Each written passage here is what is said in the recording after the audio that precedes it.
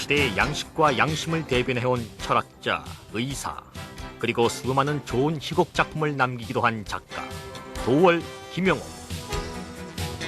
깨어있는 지성으로 어느 한 곳에 안주하지 않고 끊임없이 새로운 시대 정신을 탐구해온 그가 광야의 선지자처럼 거침없는 포효를 여기 쏟아놓는다.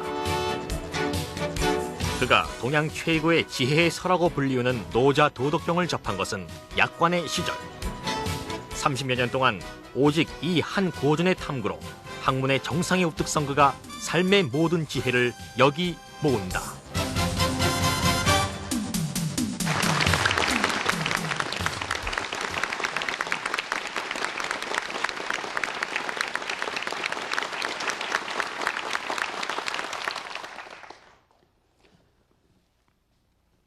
(40일) 후면은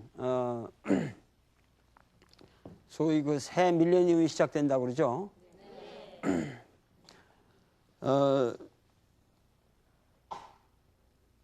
많은 사람이 저한테 묻기를 왜 하필 이 시점에서 노자를 강의하느냐 이런 말을 물어요. 그래서 오늘은 뭐 그 노자라는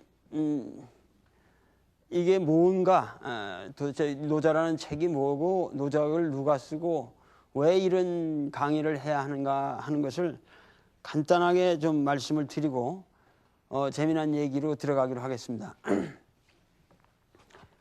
그 노자라는 책은 우리가 보통 노자 도덕경이라고 그렇게 부릅니다. 근데 이거를 이렇게 보면은 도덕경이라는 말이 좀 우리 상식적인 말로 생각하면은 이 도덕이라는 말이 먼저 우리에게 들어온단 말이죠. 그러면 많은 사람들이 도덕이라고 그러면 우리가 보통 모랄리티다. 이래서 이런 인륜 도덕. 그러면 이 도덕경이라고 하는 것은 그러면 김용옥이 요새 도덕이 해체돼가지고 이 도덕을 국민에게 가르치려고 그러는 거냐? 이게 재미없다. 젊은 사람도 아마 이게 내가 도덕경 강의한다면 오해할지 몰라요. 지금 이 부모님한테 맨날 도덕 그 교훈 얘기 듣고 사는데 또 우리가 도덕 얘기를 듣느냐? 이러고서 아주 지루한 강의가 아니냐 이렇게 생각할지 모르는데 도덕하고 아무 관계가 없어요. 여기 도덕경이라고 하는 것은 어떤 의미에서 이 내용은 도덕을 거부하는 내용을 가지고 있습니다. 이 경전은. 근데 왜 그럼 이런 이름이 붙었냐 하면은 이걸 인수분해를 해야 돼요. 인수분해를 해야 되는데 원래는 이 도경이라는 거하고 덕경이라는 게 합쳐져서 도덕경이 된 겁니다. 그러니까 도덕경이라는 이름은 이건 우연적인 이름이죠. 그래서 우리가 도덕경이라고 그러는 게 우선 도경과 덕경의 합본이다라는 걸 좀 이해해 주시고, 그래서 이 도라는 거는 제가 그 옛날에 10여 년 전에 그 동국대학에서 강의를 하면서 그 강의를 하고서 사실 도덕경을 번역을 했는데 거기에다 뭐라고 하냐면 이 길과 어둠이라고 했어요. 그래서 많은 사람들이 이게 참 이상하다 이렇게 생각할 텐데 사실 이 덕이라는 건 이거 얻을 득자랑 같은 거예요. 우리가 살면서 뭐를 얻느냐 이게 덕이거든요. 근데 그래서 이걸 길과 어둠이라고 말하면 전혀 도덕이란 말하고 관계가 없어지겠죠. 도덕이란 말하고 관계가 없어질 거란 말이죠. 그래서 근데 이 고전이라고 하는 이런 하여튼 우리가 이런 도덕경이니 이런 거를 이 고전을 생각할 때 이 고전이라고 하는 것은 왜 우리가 공부를 해야 되냐 하면은 고전은 이게 옛날 책이 아닙니다. 많은 사람들이 고전 그러면 옛날 책인 줄 알거든요.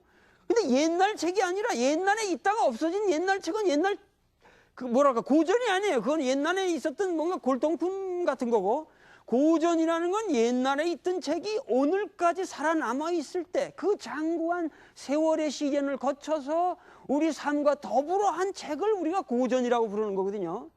그래서 노노다 그러면 노노라는 것이 옛날 책이 아니고 오늘날 살아있는 책이에요. 마찬가지로 도덕경도 그러한 우리에게 살아있는 의미가 없다면 그건 옛날에 없어졌을 거란 말이죠. 없어졌을 거란 말이죠. 그래서 고전이라고 하는 것은 저는 이런 말을 합니다. 고전이라고 하는 건 클래식, 고전이라고 하는 것은 뭐냐? 그 한마디로 저는 힘이다 그거야. 뭐냐? 문명을 움직이는 힘이다. 기독교 전체 문명이 서구 문명이 기독교 문명으로 이렇게 오늘날까지 위대한 문명을 건설했는데 그 기독교 문명이라는 위대한 그 문명을 움직이는 것은 단 하나의 고전에 단 하나의 경에 그게 뭐냐? 신약 성경이죠. 마찬가지로 이 우리 동양 문명을 움직이는 거대한 이런 고전의 책들이 있습니다. 여러 가지 책이 있는데 그 중에 이 도덕경이라고 하는 것은 비록 여기에 도덕을 거부한다 그러면 많은 분들이 그러면 저거 흉악한 도덕을 거부하는 책이 아니냐 이렇게 생각할지만 이 도덕을 거부한다는 여기서 이것이 뭐냐면 이건 지혜의 책이다 이렇게 생각하시면 돼요. 지혜의 서다 이렇게 생각하면 되는데 우선 이런 고전을 생각할 때 우리가 궁금한 게 있어요. 예를 들면 그 책이 누가 졌냐? 누가 졌냐? 저자가 누구냐? 예를 들면 제가 이 텍스트가 여기 있는데 이 우리 강의의 교재인데 이 책이 있으면 이 책 진 사람이 있지 않냐 말이죠. 근데 이 고전의 경우는 우리가 상식적으로 생각하는 것처럼 저자를 몰라요, 사실은. 왜? 책이라고 하는 거, 옛날 책이라고 하는 것은 한 시점에 요새처럼 출판해서 낸 게 아니고 이렇게 전부 전사, 베껴 쓴 거란 말이에요. 베껴 쓴 거예요, 옛날에 베껴 쓰는데 베껴 쓰는 방식이 두 가지 방식이 있어요. 두 가지 방식. 옛날에는 종이가 있습니까? 없습니까? 지금 춘추 전국시대는 종이가 없어요. 그러면 책은 어떻게 만들었느냐?